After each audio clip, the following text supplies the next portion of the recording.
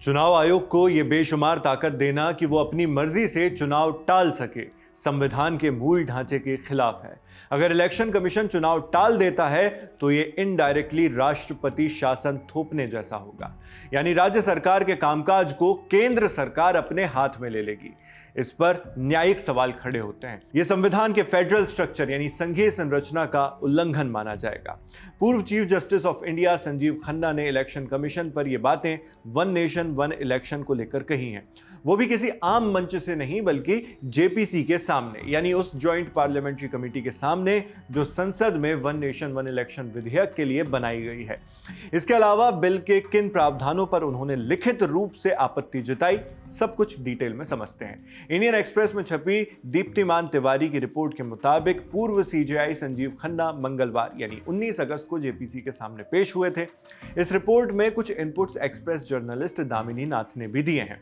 Report में बताया गया, पूर्व सीजेआई खन्ना ने यह भी कहा है कि बिल पूरी तरह तो कॉन्स्टिट्यूशन के बेसिक स्ट्रक्चर का उल्लंघन नहीं करता, मगर उन्होंने जॉइंट पोल पैनल के सामने कुछ चिंताएं जरूर जताई। संजीव खन्ना ने बताया कि one nation one election bill में चुनाव आयोग को मिली बेशुमार ताकत चिंताजनक है। जस्टिस खन्ना ने चुनाव कराने में इलेक्शन कमीशन की भूमिका को स्वीकार किया, लेकिन बिल में आयोग को चुनाव टालने की बिना किसी रोक टोक वाली ताकत देने पर गंभीर सवाल खड़े किए। जस्टिस खन्ना से पहले 4 पूर्व CJI you Lalit, Ranjan Gogoi, JS Khehar और डीवाई चंद्रचूड़ भी कमेटी के सामने बिल को लेकर चिंता जता चुके हैं। चारों पूर्व सीजेआई ने विधेयक पर संभावित कानूनी चुनौतियों की ओर इशारा किया था।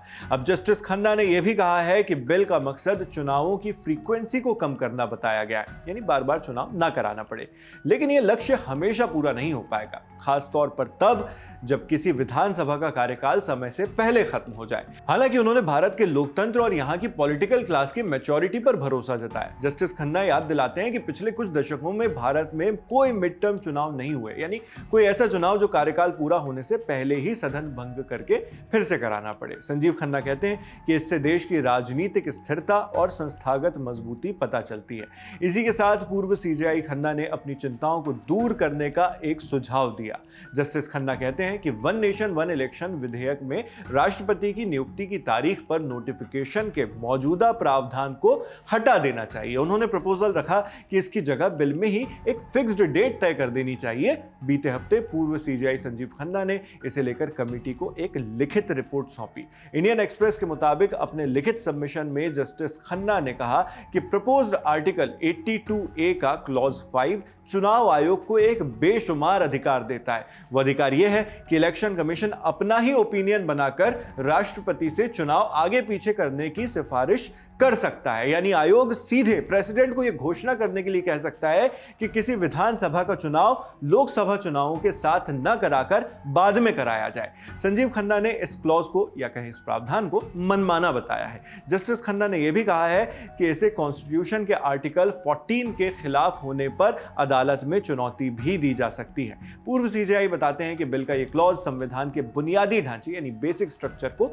आहत करता है। अपने इन तर्कों को रखने के बाद पूर्व चीफ जस्टिस ऑफ इंडिया ने एक प्रैक्टिकल उदाहरण देकर इसे और बेहतर तरीके से समझाया। जस्टिस संजीव खन्ना ने कहा कि अगर इलेक्शन कमीशन चुनाव टाल देता है तो यह इनडायरेक्टली राष्ट्रपति शासन थोपने जैसा होगा, यानी इस तरह राज्य सरकार के कामकाज को केंद्र सरकार अपने हाथों में ले सकती है। यह भी संविधान की संघीय संरचना यानी फेडरल नेचर के खिलाफ होगा। यही हमने आपको शुरुआत में बताया था। अब मुमकिन है कि वन नेशन वन इलेक्शन के लिए बनाई गई जेपीसी पूर्व सीजेआई संजीव खन्ना की इस राय पर गौर करे और जरूरत मुताबिक बदलाव करे। यह कमेटी दिसंबर 2024 में one nation one election bill Lok Sabha में इंट्रोड्यूस करने के बाद बनाई गई थी। कमेटी के अध्यक्ष बीजेपी सांसद पीपी चौधरी हैं। यह पैनल 129वें कॉन्स्टिट्यूशनल अमेंडमेंट बिल यानी संविधान संशोधन विधेयक 2024 और केंद्र शासित प्रदेश कानून संशोधन विधेयक 2024 की भी समीक्षा कर रहा है। इन विधेयकों का मकसद लोकसभा और राज्यों के विधानसभाओं के चुनाव एक साथ कराना है। प्रस्तावित कानून के तहत राष्ट्रपति लोकसभा की पहली बैठक की तारीख, जो शायद 2029 हो, उसके लिए नोटिफिकेशन जारी करेंगे, जिसके जरिए भविष्य में साइमल्टेनियस इलेक्शन यानी एक साथ चुनाव का शेड्यूल तय किया जा सकेगा। प्लानिंग के मुताबिक 2029 के बाद चुनी गई विधानसभा का कार्यकाल उसी लोकसभा की 5 साल के कार्यकाल के साथ खत्म होगा, यानी 2034 तक सभी चुनावों को एक लाइन पर लाने की कोशिश रहेगी। 39 सदस्यों की समिति में 27 लोकसभा सांसद और 12 राज्यसभा सांसद हैं। इसमें अलग अलग पॉलिटिकल पार्टीज के प्रतिनिधि हैं। सदस्यों में कुछ बड़े नाम गिनाएं तो पक्ष से बीजेपी सांसद अनुराग ठाकुर और बांसुरी स्वराज हैं, और विपक्ष से कांग्रेस सांसद प्रियंका गांधी वाड्रा और मनीष तिवारी और एनसीपी शरद गुट से सांसद सुप्रिया सुले शामिल हैं। बिल को लेकर पक्ष यानी सरकार का कहना है कि एक साथ चुनाव कराने से प्रशासनिक कामकाज आसान होगा, बार बार चुनाव कराने की झंझट और खर्चा कम होगा। सरकार कहती है कि आचार संहिता की वजह से होने वाली पॉलिसी पैरालिसिस भी इससे घटेगी। हालांकि विपक्ष और कई आलोचकों ने इसे लेकर चिंता जताई है। उनका कहना है कि इसका सीधा असर भारत की संघीय संरचना यानी फेडरल स्ट्रक्चर और राज्य सरकारों की स्वायत्तता यानी ऑटोनॉमी पर पड़ सकता है। वैसे ही कुछ अब पूर्व सीजेआई संजीव खन्ना ने भी जेपीसी को लिख कर दे दिया है। आप इस बारे में क्या सोचते हैं हमें कमेंट बॉक्स में लिखकर जरूर बताएं। मैं हूं शेख नाविद, कैमरे पर मेरे साथ प्रशांत है, और जिन साथी ने इस वीडियो को एडिट किया उनका नाम भी आप डिस्क्रिप्शन बॉक्स में देख सकते हैं। देश और दुनिया की खबरों के लिए आप बने रहिए दी लल्लन टॉप के साथ। शुक्रिया।